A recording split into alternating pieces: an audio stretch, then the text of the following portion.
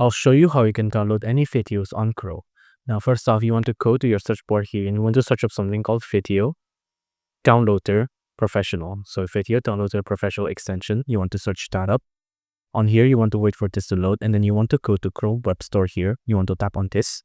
On here, you want to tap on Add to Chrome here. Now, you want to tap on this button to add the extension.